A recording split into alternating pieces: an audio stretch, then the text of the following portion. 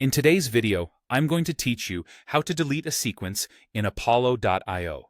Whether you're streamlining your sales processes or simply ensuring your dashboard stays neat and tidy, knowing how to effectively manage your sequences is essential. Let's dive right in. First, you'll want to begin by opening your preferred web browser. This could be Chrome, Firefox, Safari, or any browser that you typically use. It's important to ensure that your browser is up to date, so everything runs smoothly as you navigate through the site.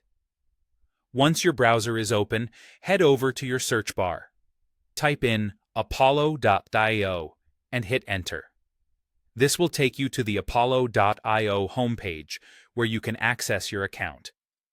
If you already have it bookmarked, that's even better. Feel free to jump straight to it. Now it's time to log into your Apollo.io account. You'll need to do this by entering your credentials. You have two options here. You can either log in via your email or use Single Sign-On, commonly known as SSO. Both methods will securely get you into your account.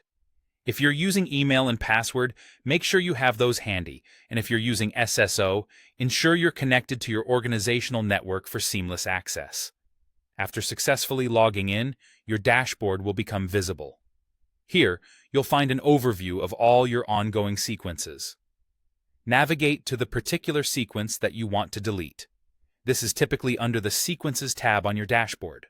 Once you've found the sequence you intend to remove, click on it to open the Details panel. Upon accessing the sequence details, the first step towards deletion is deactivating it. You can do this by clicking the Deactivate button. Deactivation ensures that the sequence stops any further action and will not engage with any prospects. Once your sequence is deactivated, you're almost at the finish line. Look for the ellipsis, which appears as 3 small dots, usually located at the top right corner of the sequence panel. Clicking on this will reveal a drop-down menu.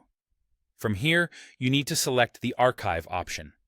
This step is critical, as archiving will effectively hide the sequence from your active dashboard, keeping your workspace clean and organized.